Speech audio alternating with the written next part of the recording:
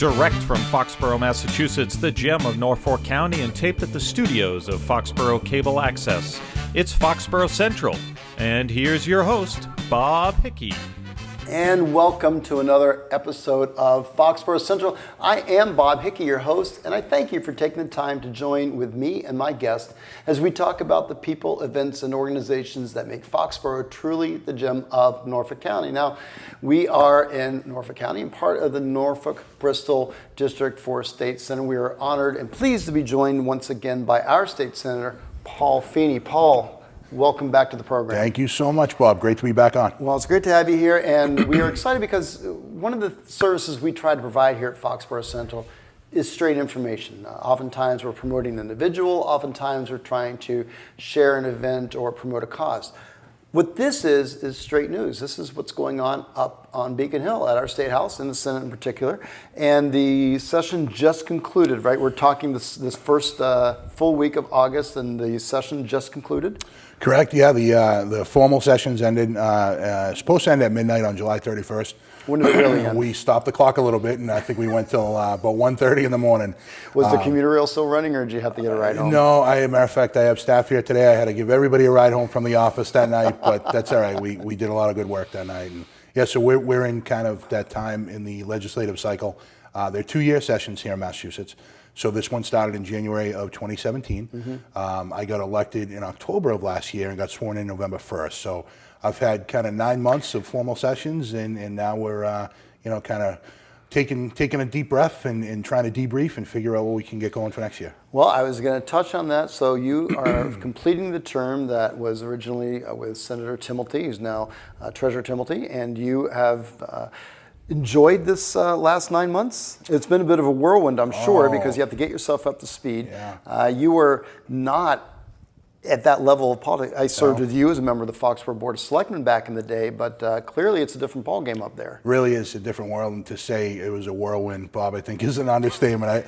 I took over from Senator Jim Timilty, as you said, who's done the job for over 13 years, and a wonderful representative and a friend of ours. Just the best. Did an incredible job, and I was his first chief of staff, as you know. Yes, that's how I met you. That's right. That's right. On the field of the McGinty Family Fun Day. The night of your. That's right. It was the McGinty Family Fun Day. Yeah, and then we served on the Board of Selectmen, and this really is just a different level. There's so much to it. It's I always joke about the college players that get into the pros, and then they always comment about the speed everything happens, and that's true both ways, actually. I'm surprised sometimes how quick things go through, and then at other times it's just painfully slow. But it's been a learning curve for the past 9 months. We really hit the ground running. Senator Timilty and his staff did a great job in kind of passing on a lot of the things that are important to the district, and I've been blessed. I mean, we have great state representatives here throughout the Bristol and Norfolk district, primarily here in Foxborough, State Representative Jay Barrows, who I share Foxborough, Mansfield, and Norton with. Mm-hmm. And Representative Barrows and his staff have been great in kind of bringing us up to speed on a lot of the local issues, and then you rely on your staff and just kind of, good old-fashioned research and hard work to get up to speed on a lot of the issues facing the Commonwealth. Now, when I worked being a member of the Board of Selectmen, we didn't always agree on everything, but one of the hallmarks of our time together is that when there was an issue that was important, we'd go to bat each in our way, but at the end of the day, we always knew that what we were accomplishing was for the best interest of the town. You mentioned Representative Barrows because he's a Republican and you're a Democrat, but it sort of speaks to your ability to work with people and to hear and to embrace and to sort through all sides, because I think that's what everybody wants, is just to be fairly heard and then best represented with the right answer. So it's really interesting you mentioned that. I just want to toss that out there. No, I think that's right. And I think you and I are a perfect example on the Board of Selectmen. We definitely had different ways and we sought different solutions, but we knew at the end of the day I had ultimate trust that you were doing what you thought was right for the community of Foxborough, and I hope that you felt the same about me. And I think that's what's needed, especially in state government. But DC's broken, right? I mean, we see every day that just, they can't get together on anything, they can't pass anything. Massachusetts is different, and I say the Massachusetts Senate especially. There is, there is a minority party. The Republicans are in the minority party.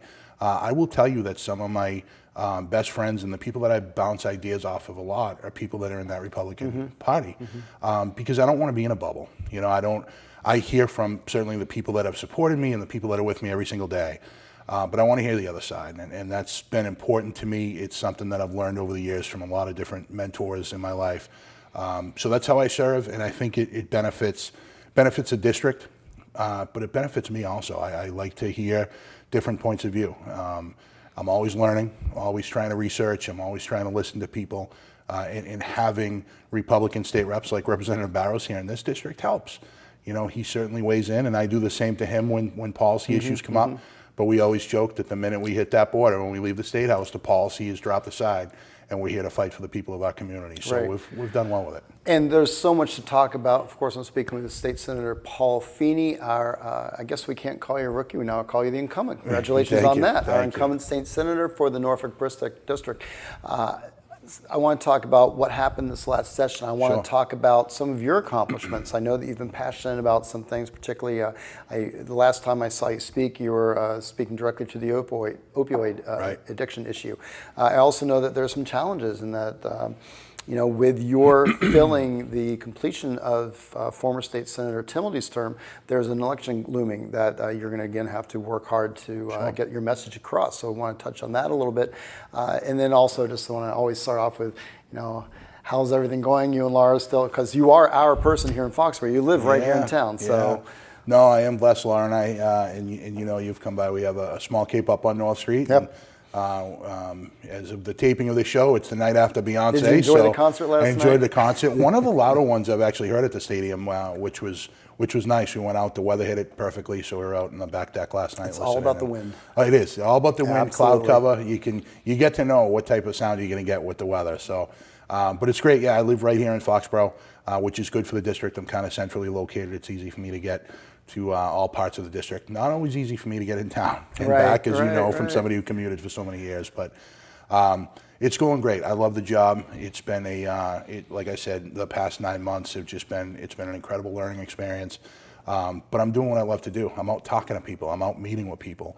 I love that. That's the best part of this job. And I've worked hard. My wife doesn't see me a lot anymore, but we have kind of figured out a way to turn things into date night. The other day we did the farmers market circuit together. But it's great. I love it, and I'm blessed to have so much support. Well, you laugh at that, but as one who has in the business community, but also one who's community oriented, I see you at so many different events, at that farmers market, at openings, at events and meetings, and we're just one of 13 communities. 9 cities and towns. Yep. Seems like it's 70 communities. It does. It does sometimes. Yeah. So I know that each community has a special need, a special pool, different events that are going on, and it's important to be at those key moments. So good for you for taking that time and being there, because I know that if you're putting that effort in here, you're also putting it in other places. Thank you. No, it's tough. The schedule's hard. I mean, it's 9 cities and towns, like I said. It starts in Medfield, so I have Medfield, Walpole, part of Sharon, Foxborough, Mansfield, Norton, half of Attleboro, Seekonk. Yeah, I was going to say it goes down to Seekonk. Yeah. So right down to the border in Providence, and it's a pretty diverse district. As far as I always joke, a lot of my colleagues have either an urban district, a suburban district, or a rural district. I have all three in one. So, but it's very unique, and that's one of the reasons why I try and get out to so many different events. I grew up in the city of Boston, and you used to see your city councilor everywhere, right? Mayor Menino, you'd see Mayor Menino at every single event. But there's more to it, right? You go there, and I've had plenty of instances to go to the Orpheum Theater, which you're so involved in up the street. Because when you go, people have conversations with you. Mm-hmm. You'd be surprised. You go to an event and somebody says, "Hey, this bill is important to me. It's coming up. I'd like you to think about this when you vote." And really, that just becomes an extension of the research that I'm doing on different legislation. By going out and meeting with people throughout the district at events. And one of those issues, and you brought it up previously, the opioid crisis. I've heard you talk about it at several events, and I know it's near and dear. So it's an absolute heartbreaker out there. And I've talked to people again at different events, and just being out in the community, people will come up and everybody shares their stories with me. And I had certainly been involved in helping people prior to taking this job. But you don't realize once you take the oath and people feel like they can reach out to you, we have a real problem out there, and it doesn't know any bounds, right? Every one of our communities in my district is affected by it. It cuts through all socioeconomic backgrounds, all racial backgrounds. It is a problem that's affecting every family out there. So it was important to me to try and get involved and do something with it. There's been a previous iteration of an opioid bill that the governor came out with a couple of years ago that passed, and then this year we had kind of a revamp of that. So we got right involved, my staff and I, in trying to research best practices. One of the things about being a state senator that I've learned, and I certainly knew going into it, but you really do learn the hard way, you don't have all the answers. You got to talk to people. And that's what I've done, especially with the opioid crisis. I don't know everything, Bob. I know that if somebody calls my phone at midnight or 2 in the morning, which happens, I know that I can try and get them to bed and get them to detox. What I wanted to understand was through, the police department, the fire department, and the people in the recovery community, the folks that are dealing with this every day, what can we do in the state legislature to help people? What can we do to help you do your job? So we convened an opioid roundtable in my district down in Attleboro. We had police chiefs, fire chiefs from throughout the district. We had district attorneys. We had sheriffs. We had folks in the recovery community. We had recovery coaches. We had people that are in recovery. We had medical personnel. And I asked them a simple question. I said, look, I don't have all the answers. This is going to be complicated legislation. What do you want to see? What can we do? Can we build consensus around some of the sticking points so that we can save people's lives and help families? So we did that, and sincerely, those conversations informed my votes when we brought up the opioid bill in the Senate. Interesting. I'm proud we did it a couple weeks ago. I was struggling with one particular piece. I was all over the map on, back and forth, whether or not there should be a involuntary hold for people that end up getting Narcan and going to the hospital. Very much in the news, absolutely. Very topical, and I just, I didn't know where I was on it. There was some issues there. I didn't know if it was the right thing, and I heard from a lot of families that said, look, Paul, just give my loved one a chance. Give them a chance. If they get Narcan and they overdose, please don't put them right back out in the street. Is there anything you can do? That piece didn't survive the legislative process. But it allowed me to be an advocate and to say, look, maybe I'm leading with emotion here, but I hear from a lot of different families that are just looking for a chance. So it was a very, very interesting process. I was going to say it is emotion, but it's also the business side of it is cost to society, cost to the individual, cost to families, and then you run into, for better or for worse, rights, and how do you marry those three things? And that's a tough one. I'm still not sure how I feel about it, because it is. You want to do the right thing, but at the same time, people do have rights, and it's not our place to take away somebody's rights unless they've done something. And then you get in a whole discussion: is it a disease? Is it a choice? Is it an addiction? Such a complicated issue, isn't it? There really is. There's a lot of nuance to it. I'll tell you that I firmly believe that that folks that are caught in the grip of addiction are sick, that their brain isn't functioning as it should. And I think we need to do everything we can to get them to that moment of clarity, so that the drug isn't making the decisions, and they can actually say, you know what, I'm ready to go seek treatment. I'm ready to go seek help. But there's a couple of things with that. Number one, I spoke with local police and fire, and they're constantly telling me, Senator, look, we're bringing in the same people over and over again, right? There are frequent flyers. We know that we just Narcan somebody the night before, we're going to be back. And we're bringing them to the hospital, and then they're getting out and they're just using again. One of the issues behind the 72-hour hold, the opponents to it said, look, we have a real issue where we're forcing them into detox, potentially, and then they're coming out and they're using just as much as they did prior to that. Is that 72-hour detox really effective? Right, and they're dying. And it's clearly not. It's not. I mean, the ultimate goal of holding somebody for 72 hours or 48 hours or whatever you decide it is to just get them to a place where they want to seek treatment. And that's been the conflict, I think, a lot. But the second piece to that is we need to make sure that we're investing in actual treatment facilities. We can't talk about this issue. There's a lot of talk about it. If you have nothing to do with it. If we have nothing to do with it, where are we going to send folks, Bob, right? And it becomes increasingly more difficult to find a bed, especially here in Massachusetts. A lot of times we're sending people out of state, and that's just, it doesn't work. It shouldn't work like that. So if we want to, it's definitely a crisis. If we want to treat it like a crisis, then we have to take some drastic measures. Otherwise, I'm going to have trouble sleeping at night, not knowing if I did enough to save people. So there's a lot of discussion around it. Fortunately, there's so many good people out there that are working on this every single day, and I rely on them for the answers. I'm going to apologize to everybody. This program is probably going to go long because I really do enjoy talking Let's do it. to Paul. It is a very infrequent opportunity to be able to just have a one-on-one conversation without any limits of time. So I think we're just going to go where we go. So I'm speaking, of course, with State Senator Paul Feeney. If you have the time, I've got the questions. So I'd love to talk about this Bob, stuff. you got AC in here. It's about 100 degrees outside, so I'll stay all day. Summer in Foxborough, you gotta love it. Of course, he's our state senator of the Bristol Norfolk County district. Bristol Norfolk district. Paul.Feeney at masenate.gov is how you can get a hold of them. You can also give them a call at their office number at 617-722-1222. He has phenomenal staff. He's got a great team around him that surrounds him and makes him aware. I've never not had a call back, and that is a double negative, and that's a positive.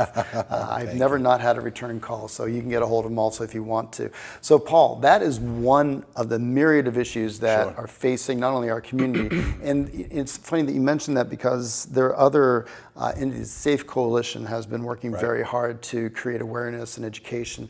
The police departments, of course, do their night out against, it's now called awareness because so much has changed since those days of the Andy Griffith Show where it was Otis wandering in and locking himself up for 24 hours. It's so much more serious now, but at the same time, if you go back and you look at Otis, and he wasn't willing to address his issue. He didn't actually want the change. And until that happens, how do you legislate change to the person who doesn't want to change? Kind of like seatbelts. Until it becomes a monetary cost, until you educate people to understand that, a force of motion is not stop until it actually stops. When you go through the windshield, that's your stop. It took so long to educate people that seatbelts save lives. And you just wonder how long it's going to take before the opioid issue, which continues to trend in the wrong direction just because there may not be as many deaths. That's because Narcan is saving people. It doesn't mean the problem is any less. If anything, it's worse because things are more powerful. There's so much more availability. It's just crazy. I'm glad you mentioned that because we have seen a reduction in death. Good, right? Less people are dying. Unfortunately, there's but that's the Band-Aid. It is. There's a little bit of a hidden data point in there, which is substance abuse is actually going up. And more people are actually getting hooked on opioids, especially. You can't legislate somebody's everyday life. You can't legislate their choices. And I'm always careful not to fall into that trap, thinking that I have a magic wand that can fix people. You can't. Because this one is such the issue of the organic component, the hereditary component, the choice component, and the environmental component. That's right. And all those things, what a mishmash. Well said. And that's what we try and address. You nibble around the edges on some things that can be helpful. But at the same time, you're looking for kind of wholesale sweeping change that we can make legislatively. One of those things that happened a few years ago in the first opioid prevention bill, we looked at pharmaceutical companies. And prior to my time on the Senate, but the legislature I think made a good move and said, hey, who's prescribing these, number one? So let's look at point of service where these are being actually given to people. Number two, what are the incentives, those perverse incentives, where pharmaceutical companies who are making billions of dollars a year are actually pumping these into communities? So that was one way you address it, and I think that was smart. We now have a prescription monitoring program where folks can, when you go to the pharmacy, they're looking to see exactly what you're picking up, how many you picked up. But then there's other little things that you can do to kind of prevent people from falling into the grip of addiction. One of the things that we talked about this year with your prescriptions is if you go and you get a root canal and they prescribe you pain pills, allow you to just fill only a portion of your prescription. So, I go in and I'm not somebody that's addicted, but I want to make sure I only have what I need to get through whatever procedure I had. So, we legislated and said, okay, you can go and you can actually pick up part of your prescription. And then if you need more, you can go back to that pharmacy and only make the one copay, right? That was smart. Yeah, there's little things like that you can do. But I honestly, where I'm focusing on is that for the person that does pick up the phone or the family that picks up the phone, that we actually have a place for them to go. Treatment, especially with opioids, doesn't happen in a 5-day detox. Like you talk about Old Mayberry, it's not, you don't go into the old drunk tank, which they used to call it, and, lock yourself in and you come out and you're okay. Opioids especially, not only is it a detoxification program that you have to do, which is important, making sure that we're keeping people safe, a lot of it through medication, whether it's Suboxone or some of the other ones, but really addressing their long-term needs. There's transitional treatment and then there's long-term treatment. And part of that, not only is medication, not only is detox, but is really changing the culture, right? Changing that person's environment, pulling them out of that environment, giving them a place where they're safe and they can work on their recovery. And there's a lot to that. And that's the hardest piece of it, though, because really environmentally we all grow up where we grow up. That's right. And unless you have the economic means or at least the path to make that change, you're there. 100%. That's where you right. are. Yeah. And then when you get done, you're back there again. That's right. And part of, what I know of recovery is, you want to give people the tools so that they can get through day by day without turning to the drug or without turning to that substance. And you can't do that overnight. That's a process. It takes recovery coaches. We talked a lot this year about licensing recovery coaches and that field and the folks that do that work. And then having a registry so that we know where we can send people. But that's all very important. And then, there's fellowships obviously throughout every community where folks can go and meet with other people that are going through the same thing. And all of that is important. From my perspective, I want to make sure that we have treatment facilities, that we mandate that insurance actually covers it for folks. You'd be surprised how many people, whether they're on Mass Health or have no insurance, they don't even know where to start. They don't know where to go. They don't have an insurance card. All they're worried about at the time is feeding their addiction because that's what their brain is telling them to do. They're human beings. They're our loved ones. We need to do everything we can to make sure that we're allowing them the opportunity to get better. So it's, I know we've talked about it for a while because it's such an important thing of what we're doing. And there isn't a police station that I visit or fire station that I visit that this issue doesn't come up. A few years ago, attended one of the worst wakes I ever attended with a friend of mine's teenage son who died of an overdose. And it was eye-opening to me because a lot of his friends that were at that wake were also suffering from addiction. And it was one of the worst things I've ever seen, and I knew right then that we needed to do something. And in this job in the Senate, my God, I see it every single day. So we got to do more. We're continuing to do it.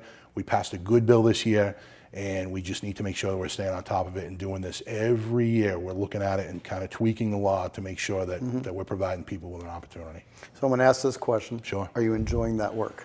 I love it. I love it. It's the most rewarding work you can do. As you know, I spent 20 years in the private sector in the telephone company. And, but you're an advocate there also. You're a leader in the union. You were working on the workers' behalf and trying to make change and create wages, safety environment. That's right. All those things that go towards a quality workforce and a safe work environment. So you've long been an advocate. I have. So this is just the next step of advocacy. This is a lot of the work that I do in the Senate is similar to the work that I did in representing my coworkers. Substance abuse is one of them. Finding people help. Sure. Also along with that, I remember the discussion that we had back in the day about insurance rates and somehow trying to cap the 10% increase that was going on every single year and how unsustainable that was. Healthcare, Bob, is out of control, and I dealt with it on a very local level when I worked for the telephone company. We had great healthcare that we bargained for. It was part of our contract. But it was unsustainable. You can't go in and bargain with the corporation, even a multi-billion-dollar global corporation, and expect that it's not going to hit you in the pocketbook with the way that the healthcare costs are just escalating. And that was one piece. Now in the state Senate, I see a whole host of different folks out in the community that, they have different levels of healthcare. This system is broken. You cannot sustain it with the costs escalating like they are. We've talked before, and you know that I've always been an advocate for a universal single-payer healthcare system, and I think there's a lot of nuance and kind of I've always been an advocate for getting rid of the entire system completely. That's right. That's right. Yeah. That's why I like talking to you, because you challenged me, and I like talking to you about. No, I appreciate that, Bob. And again, it's not. I'm trying to come up with the best thing that I think I can come up with for our community and for our state. But, to take incremental steps, right? Part of legislating, part of governing is understanding that you can't just snap your fingers and get what you want. that there is a conversation, that there's 39 other senators that represent, in their districts, 150,000, 160,000 people in their own districts. Everybody has a different idea. We got into it when I first got elected. My very first week in the Senate, we were doing a sweeping healthcare omnibus bill, which was incredible. I mean, I got in, I took my seat in the Senate. I didn't even know where the restrooms were in the State House, and they said, become an expert in healthcare. I said, well, this should be easy. But we read it, and I met with the different chairs of the committees, and they actually named me the vice chair of the Public Health Committee, which was great. I was going to say, you, just as a small side, when you became our state senator, you had some opportunities that you've been placed in some positions of importance. So, I mean, good for you, and congratulations that they recognize, but also congratulations to you for wanting to take on that mantle of leadership, because that's a lot of extra work. It really is. And especially jumping in right in, you didn't know where the bathrooms are, and yet you're now in charge assistant. Good for you. Thank you, I appreciate that. And I had some experience, obviously working for Senator Timilty up there and being an advocate and knowing the procedure a little bit. But it really is a different story. When they came, they made me chair of the Public Service Committee, which Senator Timilty was previously chair of. So it fit perfectly. They actually called and asked, the Senate President called and asked and said, give me an idea of what you want to work on outside of your district, which is important. But as a member of the majority party, you're going to be asked to step into a leadership role. What would you like to do? And I talked a lot about, just kind of regular middle-class workers, right? I talked about pensions. I talked about health care. I talked about wages. I talked about jobs. And the Senate President saw fit to make me the chair of the Public Service Committee, which was great. And then the Public Health Committee as the vice chair. So it's a steep learning curve. You have thousands of bills that are filed every year, hundreds of which come before your committee. The people that you serve with rely on you, on the chairs, to really vet these bills. And it's not about what your own personal opinion is. It's about what you think is going to best represent what we're trying to do as a body. So the Public Health Committee was great for me, and that was one of the bills that we did, was this sweeping healthcare bill. And we took an incremental step towards studying what other models would look like, including single payer. So we said, okay, understand, can't find billions of dollars. Compare and contrast. Let's just look. You analyzed it. Right. Let's take the next couple of years. Let's look at it, and then show us. Come back to us, the folks are the experts at this, and tell us, would this model work better than what we currently have? So that's the type of kind of informed thinking I think that we try and accomplish. I know that I do in the Senate. So there's a lot to that. The Public Service Committee was very, very busy this year. Of course, I step into it, and we have all sorts of bills that came before us. But it really did force me to learn how to look at certain pieces of legislation, to receive testimony from people all over the state on bills that were important to them, stuff that was probably never even on my radar screen, Bob, that they would bring to me that becomes, one of my priorities, right? One of them happened to be, and I like talking about this because I actually made it my maiden speech. I was chairing one of the hearings for the Public Service Committee, and the mother of firefighter Kennedy, who was one of the ones lost in Boston a couple of years ago in that deadly fire, was testifying on some legislation to help firefighters. And one of the things they brought to us was language for what they call extractors, which are essentially industrial-sized washing machines, but that are used to clean the gear of firefighters. So when they go out and they respond to a fire, or they respond to an incident, what they've found over the years is that their gear actually contains carcinogens when they come back to the firehouse. It doesn't get washed properly. Isn't that interesting? And then you have these alarming rates of cancer. I mean, it's just alarming. So I kind of looked at it and took it in, and I said, this is something I want to make a priority. So made it my maiden speech when we had some budget talks, and got up and said, look, this is important. I think we should do this across the state. And we did it and got it done. And I was talking to one of the deputies in my district the other day, and he said, look, we're purchasing an extractor ourselves, and we think it's going to help everybody across the state. Fantastic. So I'm going to ask you, it's Sure. perfect segue right into some successes. Yep. I feel like a Boy Scout, talk about roses and thorns. So some successes, some challenges, and then some hopes. So I'm speaking, of course, with Paul Feeney, who is our state senator for the Norfolk-Bristol district here in the Foxborough area. Of course, he's our hometown guy, as well as one of the 9 communities we are that he represents. He's available anytime on the email at paul.feeney, that's Feeney, I'm sure you see it on the graphic there, at masenate.gov. You can also reach him out at the State House at 617, I'm going to get this right, 722-1222. That's You got right. it. All right, folks. So we're in extended session here. We're in overtime because Great. I still have questions and we need information. So, Paul, I can call you Paul, or should I call you Senator? It is Paul, all day long. All Bob, day it is long. Paul. It's always Yeah. been Paul, my friend. So tell us some of the successes. The legislative session just wrapped up. Yep. And what would you say top 3 accomplishments? So one of the things I want to talk about, and actually a perfect segue because you just brought up my contact information, number to the State House, as well as my email. You know, one of the things that when I got elected, I, again, had great mentors and people guide me for over the years, and they said, look, you got to be present in the district. It's not all about what we do in the State House. It's not all about legislation. You have to be an advocate for people. You got to meet with people.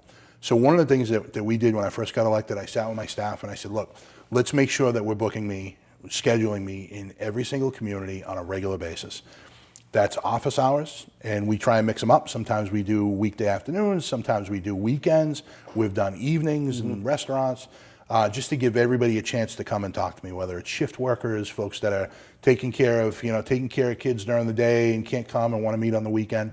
So we've done that continuously. We're actually announcing more over the next week for the next couple of months.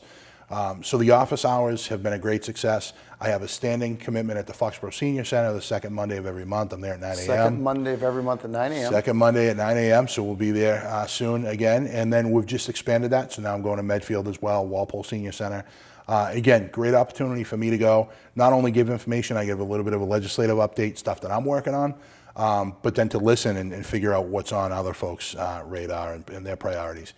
So very successful in doing that. I enjoy the job. That's a big part of what I do. Some of the things that I've been working on this year, you know, when I ran last year, I talked a lot about education. And I thought it was important for us to recognize, there was a commission a couple of years back that said that we could be short funding our schools, public schools, $1 to $2 billion per year across the state. Now, we have the best schools in the nation, but we're not going to sustain that if we continue with that funding gap. But the worst part of that funding gap is what I see every single day in our communities. Cities and towns are left kind of holding the bag, trying to figure out how they're going to make up that difference. If the state's not funding at an appropriate level, the cost of educating students are going up, especially in special education, healthcare costs, like we said. All of those costs are going up year after year after year. Cities and towns, what do? State's not giving it to them. They turn to the taxpayers in the towns. Your property tax goes up. There's override votes. You know, there's got to be a better way. And we're in Foxborough, we're a little bit inured against that because we have such a robust growth up on Route 1 with the Craft organization, with Schneider providing steady growth and actually their massive reinvestment of infrastructure, which leads us to have confidence of our tax base from the company side, as well as our own industrial park, but also with the meals and tax legislation that was passed, we have a revenue stream now that goes towards our OPEB commitment, our retirement commitment, as well as our roads and highways, which means that there's extra money available. And now this is where I'm going to ask the question. Sure. Where do you stand on the charter school funding and how the inequitable distribution of funding towards per pupil towards a charter school impacts the public schools? Yeah, another thing that's broken. And you and I agreed on this many years ago. Yeah. And I don't think that anything much has changed, and it's still becoming a point of frustration. When you consider that the cost of maintaining infrastructure for a school district is now taken as your per pupil cost and reimbursement formula to any charter school that doesn't have that level of infrastructure. And it doesn't matter what the charter school is, they can't possibly have the requirements that a school district has. You said it perfectly, Bob. And I'm a supporter of the charter school mission, right? As am I. I can remember, years ago when they were talking about kind of making them these incubators, these labs to figure out best practices for our public education system. And I've been here to Foxborough and other ones throughout the district. The formula doesn't work. You can't take money away from our public school districts, funnel them into a charter school. The overhead doesn't go away at our public school districts. So, people always say to me, well, Paul, it's all right, though, the money's following the student. Yeah, but you still have to keep the lights on. Apples and oranges thing. Right, you still have to keep the lights on in the public school. You still have to keep a teacher in the classroom. We still have the sports teams. We still have the transportation. We still have the administration. That's right. That's right. So that doesn't go away. That doesn't go away. That doesn't go away, and unfortunately the funding is. Foxborough's actually been very proactive in that. There was a bill that was filed this year, and Bill Euchner and Randy Scollins and Bill Keegan came into the State House. They actually testified in front of the Education Committee. Our school finance director, our town finance director, and our town manager. That's right. So the three of them came up and testified along with myself and Representative Barrows to talk about that issue. Unfortunately, the legislation went the way of the blacksmith and disappeared, and nobody knows what happened to it at the end of the day. But it's a continuing message that needs to be repeated and repeated by passionate people and leaders that you mentioned, and that's good to know that our leadership is advocating. No, fully supportive of what the community is trying to do because it makes sense. Number one, it's good policy. Number two, and number three, we cannot continue with this funding gap the way it is. There are very real costs associated. It has to be our priority. When I look at the things that I've been working on, the opioid bill obviously is number one. Education is number one. Transportation is number one. Jobs are number one. They're all number one, There are all these priorities that I have. And whoever the constituent is, that's the most important issue to them. And it should be, and that's how it works. But educating our students and setting them up for a lifetime of learning, allowing educators to educate. You know, one of the things I've been talking about a lot is finding an alternative to standardized testing that we use, you know, MCAS or whatever the latest version of that is. You know, there's a lot more that happens in a classroom. And we have to make sure that we're meeting those needs. You know, educating our students has to be a major priority for us in our public school districts.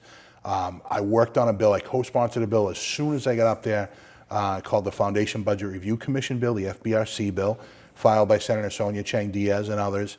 And one of the things that did is to start to institute a lot of the recommendations that this commission recommended a couple years ago. We got it through the Senate. It was a huge victory for us. We got it through the Senate. The House had their version. It was a little bit watered down in my view, but that's okay. We were still making progress.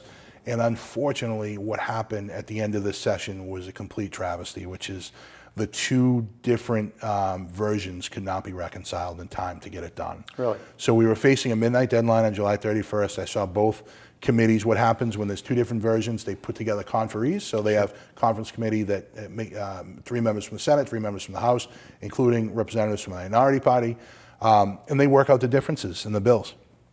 They couldn't come to an agreement.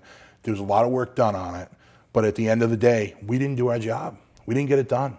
And the clock struck midnight on July 31st, and we were status quo. That is unacceptable. You know what, though? I'm going to give you this, though. Yeah. That the way our form of government is set up, it actually does work. And I give credit to, because you think about the sheer number of bills and the fact that people were working on it and we're trying to create the solution. Oh, yeah. And you know, we had up at the theater, we had a recent Laura Canfield production, Schoolhouse Rock with the IGO Elementary School, and they did, you know, I'm just a bill up on Capitol Hill. Right. And you look at that, you know, there's so much that goes into making bill into law. Right. So, you know, to your credit, it is, you know, it's great that you recognize that you had a job to do and it didn't get done, but at the same time, that is the job, and that's great that you're doing it. It's an incredible system. I'm a fan of government. Is. Bob, I am too. We've nerded out about that before. It really is. I apologize to the people out here, but I love when you say nerded out, because you're right. We've had these discussions. And probably not the most exciting kind of. It's wonky stuff, but you know when you look at it, it's so important, and it's great that you're here sharing it with everybody, because this is important. No, this is great, and this is what I do throughout the district on a daily basis. So to be here and have this opportunity, I really appreciate it. There is 7,000 bills at least filed by reps and senators from throughout the state. And some of them you look at and you say, okay, well, you know, that's, I don't even want, look, that's important to somebody, right? And every single bill I feel deserves to see the light of debate.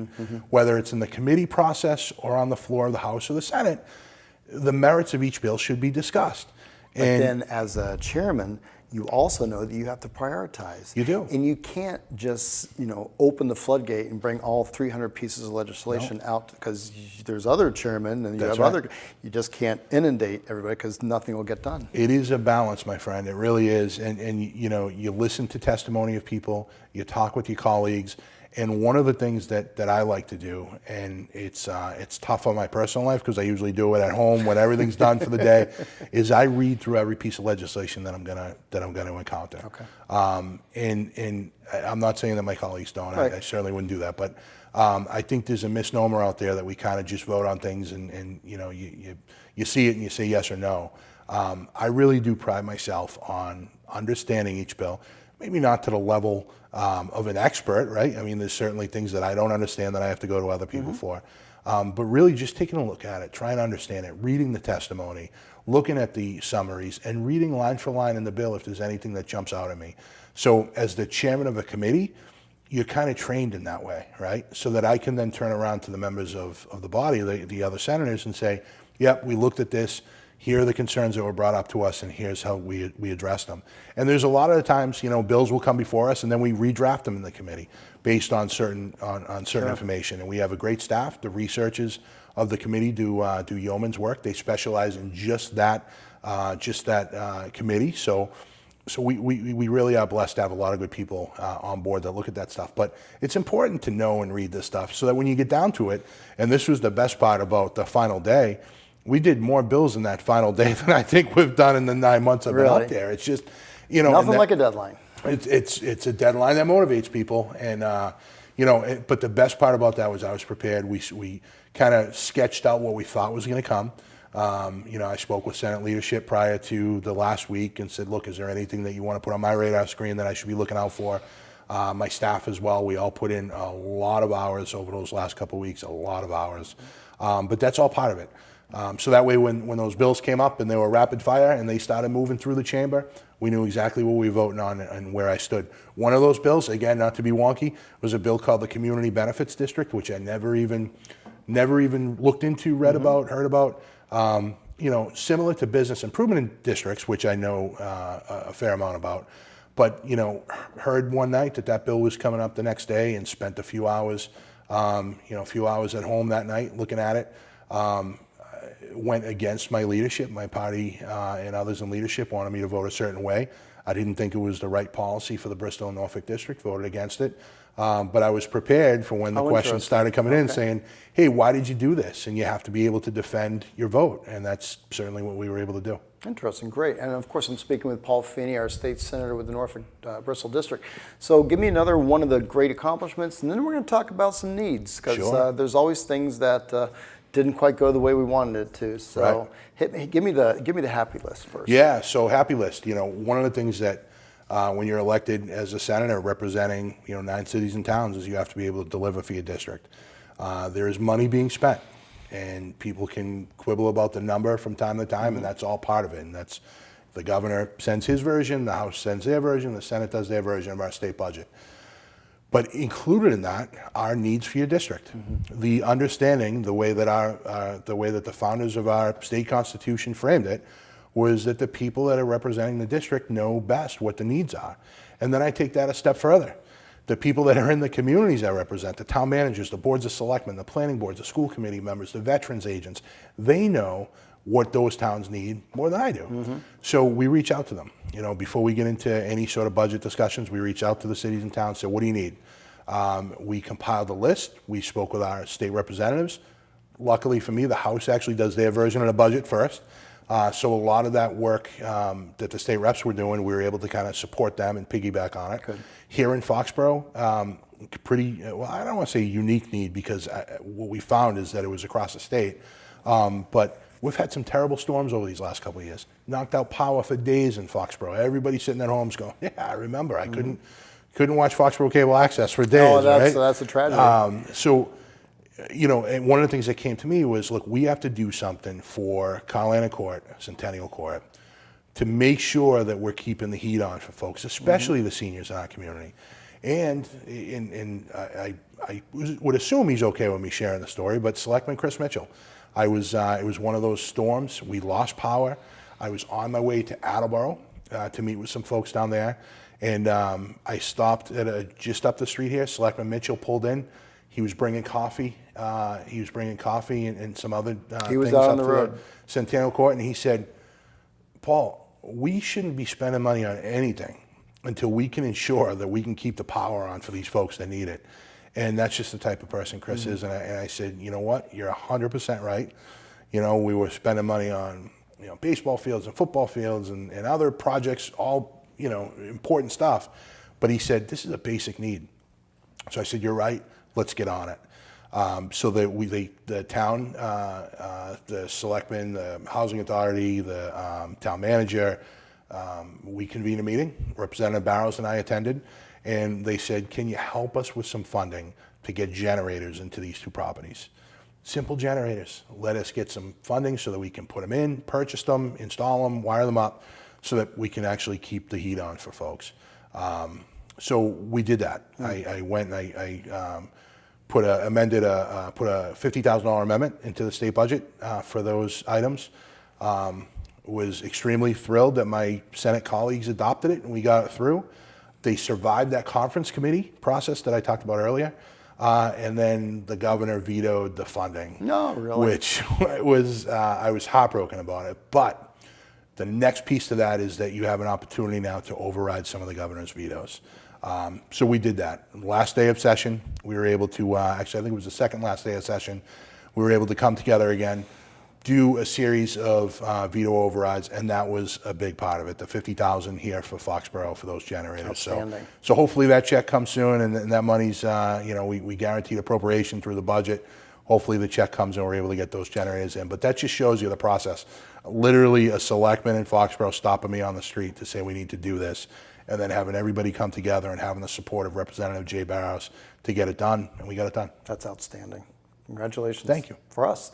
So, speaking of Paul Feeney, I guess now we got to talk about the thorns. There's always some issue or two that didn't quite make it through, and guess that gives us motivation for the next question. That's so, right. But we'll go one question at a time, and I know that we're so over time, and I apologize to everybody, but this is good discussion. I hope you're enjoying it. Good stuff. I'm loving it. Senator, what was one item, what was your big one that just didn't get done? So back to what I mentioned earlier, the education piece was really just a thorn in my side. That's the one that really is I still think about it. I mean, there was just, you know, we were making progress. We were taking steps. You know, at the end of the day, I understand there's a lot of different moving parts to it. But we have to start doing what we can for it. And again, you know, it's not everybody has kids in the school system, but public school districts across this state, I mean, that is the backbone of our communities, right? And it's important, especially here in Foxborough, we got great public schools. We need to be investing in them. So that one was tough not to get done. There's another bill that I was working on. Well, hang on that one though. It's not even just about Foxborough. I look at some of the poorer communities out in the western end of the state and in the northern edge of the state. Sure. And they don't have the blessings that we do here in Foxborough. They don't have a dynamic revenue generator up on Route 1. They don't have you know strong businesses that have been around for over 100 years. You know, with Schneider. There are places where the textiles have left, where industry, the shoes are no longer being made, where the across the border labor force is able to make it cheaper. Then we can do it here, and those jobs are gone now. Right. And those places are losing hospitals and closing schools, and churches are abandoned, and you can see it in the downtown areas that are now closed. Not because of choice or even because of lack of interest, but because there's nobody left to buy. That's right. And so it's those school districts that if you don't make that investment, you don't have those opportunities, you're never going to break that cycle. Absolutely. And so we here in Foxborough, we're lucky. I mean, we know we're lucky, and we know we're in a good position. And yeah, we can quibble over money, but we also know that we've got great schools, and we've got superior leadership. And, that's right. You know, Dr. Bertos, who's taken over from Debbie Spinelli, and we have all sorts of great things going on here. Not everybody's that lucky, and it's for those things that I really respect and want you to continue that fight, because it's not even just for us, although it is frustrating on our end to see dollars go to places where they shouldn't go. So anyway, I appreciate that. I'm sorry, that's my little bit. No, that's right, and we are blessed here in Foxborough, and Dr. Bertos does an incredible job at the schools, and we have great teachers, and you know, a group of families that support the schools. You know, bottom line is the bills that we were working on really wouldn't make a whole lot of difference to a community like Foxborough, because if you remember the funding formula, the way it's set out, is on a community's ability to pay. Right. So the state really looks at us as part of a formula, and they say, well, you know, they're doing well. They have some commercial taxpayers. You know, they can do all right. Now, I want to be able to sustain that, and that means not having to look for more from local property tax owners over the years. But you're right. The people that are most affected, the families and the students that are most affected, are in communities that have been hit the hardest through recession, through job loss, through economic depression.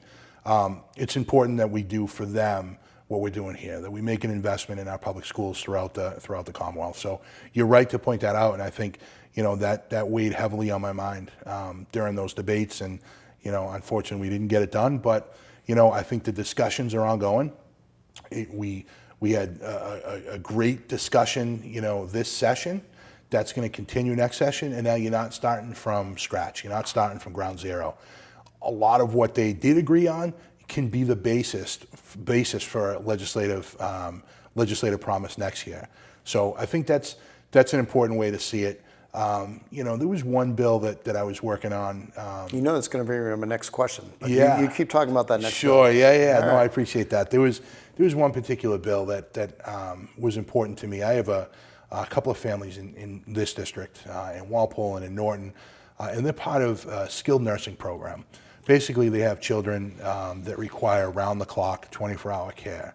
And they want to take care of them at home. It's where they belong. It's long-term treatment. And unfortunately, the funding for such a program just hasn't been there. Okay. So the problem is you have a lot of nurses that are doing 24-hour care for folks and on a rotating shift, and they're not getting paid what they should get paid. So they're leaving. And part of, when you have kids with complex medical situations, you need that familiarity with the nursing staff. So this bill was filed by my predecessor. It was filed by Senator Jim Timilty last year. Mm-hmm. I had spoken with Jim once I took office, and I said, I'd really like to champion this in the Senate. And he said, Paul, this is one of those issues that was very important to me. It made it difficult to leave the Senate because this issue is still ongoing. But I wish you all the luck, and I will give you as much support as possible. So I took that along with my colleague, Senator Cindy Friedman, who also has some families affected in her district. We worked on it. It was a complicated bill. There's a lot of money attached to it, so we got to make sure that the funding is going to be there. But at the same time, there's some changes that we could make to collect data, to see how many children are going to need this type of care, and really what the costs are going to be borne out over the long term. And part of it is, you talk about from a business sense, what are we spending on this program versus what would it take if they were in the ICU, right? And that's one of the nexus that we look at, is to say, okay, it's a lot of money, mm-hmm. But if they were constantly visiting the ICU for this level of care, it would be even more money on the taxpayers. So, I see it from a compassionate standpoint. It makes business sense as well. But that was a bill I was hoping we'd get done by the end of the session. It didn't. We're certainly going to continue that work. I've had meetings about it over the last couple of days. We're going to continue doing that work if I am blessed to be back there again. Well, there we go. So that takes us to the question. Sounds like you're talking as though you might be interested in running for re-election. I am. I love my job. It's the most rewarding thing I think that anybody can do. It is frustrating at times. It's like banging your head against a wall when you're trying to get stuff done and you can't. But I am blessed to be there as a state senator. I am running for re-election. I'm back on the ballot this year. I'd love to come back and talk about my campaign a little bit. It's something that there is a lot of work that needs to be done. I've only been on a job, like I said, for 9 months. Mm-hmm. We hit the ground running. We got a lot accomplished, certainly for our district. Over $500,000 delivered to the district through the budget process, which as a freshman senator I was very happy about. I was intimately involved with an economic development bill, which is important to make sure that we're bringing companies down, that we're relocating them, that we're putting people in the center, that we're sending people to the Orpheum Theater because they have their jobs here in Foxborough. So I've been intimately involved in those issues. I want to continue to do that. A lot of work we started, and I want to make sure that we're out there doing it again. Okay. Part of the issue with me in running for office is just being accessible, right? I'm a senator. That carries with it a lot of job responsibilities. Mm-hmm. We're out in the district constantly. We're meeting with people. We're talking to people. We're convening roundtables. We're listening to people, most importantly. And I feel that when I'm doing that, that's what a successful campaign is as well. So we're going to continue to do that. I'll be out and about in the community, knocking on doors and all that sort of thing. having meetings with folks throughout the district like I always do. And I look forward to it. This is part of the process, and it's what makes our system the best in the world. Not perfect, but every 2 years I have to go out, and in this case, 9 months, have to go out and talk to people about what I've accomplished and the type of person I am. And it's basically a job interview. If they like what I've done, they'll send me back, and that's the way it should be. I suppose that's true of everything when we're doing our jobs and we're doing something where people have an opportunity to have a say. Yeah. So I'm going to give you the last word, of course. I'm going to remind everybody, because we are so over time. That's okay. I say that usually, but this time I really mean it. I'm talking, of course, with our friend, State Senator Paul Feeney, who is our representative for the Norfolk-Bristol District here in the Commonwealth, the great Commonwealth of Massachusetts. You can get a hold of Paul at his email address at the office at paul.feeney, F-E-E-N-E-Y, at masenate.gov, or you can give him a call at 722-1222. Paul is our representative. He lives here in Foxborough along with his wife Laura, and has been a friend of Foxborough Cable Access for quite a while. We had a bill, not we, but the cable industry had a bill. Actually, they fought against it, but local cable access. Do you want to touch on that for a second? Sure, yeah. Mike Weber here at Foxborough Cable Access and others throughout my district were very involved in advocating for legislation that would do a couple of different things. One, it would put cable access TV like FCA TV on the HD band. Yep. Which is where we all watch TV. That's right. Everybody wants to see you and I in high def, I think. That was the point. And then, obviously, to add to the guide as well. I think that's the key thing. I am out frequently at night doing different events and going and speaking with different people and meeting with boards of selectmen. I can't always watch the Foxborough Board of Selectmen meeting. I want to see them. Yeah. Certainly I can tune in online, but I like to watch on my 60-inch TV at home, and if I can find it on the guide and put it on DVR, then it works. And that's what people are doing. That's what people expect in this day and age. Sure, yeah. So it was important that we allow that for cable access throughout Massachusetts. We got it done in the Senate. We had a great champion in Senator John Keenan. I joined with him in pushing that bill through the Senate, and unfortunately, it wasn't one of the successful pieces of legislation at the end of the day. It withered on the vine in the House. Withered on the vine. It kind of went into a black hole and died. But it'll be back, and I'll continue to advocate for it. I think it's important. I support everything that happens here at FCA TV and all the cable access programs throughout my district. It's a great way for people to become involved, and despite the fact that we probably bored the heck out of them today with this program that ran over time. I cannot imagine that. But no, I appreciate it, Bob. I relish the opportunity to come and talk to you, especially somebody who I've known for a long time about this job, and I appreciate bouncing ideas off you from time to time and being involved in many of the community things that you do in this town. It's so important that, like I said, I get out and I listen to people and I talk to people. I'm not perfect. I don't have all the answers, but my God, I am in the right job because I love talking to people and listening. It is the blessing of a lifetime to represent 150,000 people in the Bristol and Norfolk district, every one of them with a unique story. I tell everybody I meet that people don't think about politics, they feel politics. Think about that. They don't think about politics, they feel politics. Interesting. And that's something I learned years ago, and it really drives me every single day. We can talk about policy, we can talk about kind of wonky issues all the time, but people want to be able to know and feel that they have somebody who's up there fighting for them, that at the end of the day, their representatives and their senators are honest, they're transparent, they're accessible, they're available, and that's what I strive to do. Again, it's one of those situations where I wake up every single day and I want to make a difference by going out and just meeting with people. It's how I become aware of a lot of issues that we deal with up in the State House, talking to people, listening to them, finding out what's important to them, and hopefully I'll have the opportunity to continue to do that. But again, I think we can show them a different way here in the Bristol-Norfolk District, here in Massachusetts, in the Massachusetts Senate. What's happening in Washington doesn't work. It's broken. Divisiveness, rhetoric, all that stuff. There's no need for it. You and I showed people that when we served on the Board of Selectmen together, that we could disagree on issues, but understand that we're both fighting for the same thing. And that's what I strive to do in the Senate. I want people to know that I'm available, that I'm accessible, and that I'm fighting for them. And that they can call me and say, hey, look, I think you're wrong on this, and we can have a a direct personal conversation. And, at the end of the day, I'm going to consider everything that I hear out in the district when I take votes and when I push for legislation. And I think that's what our senators should be doing.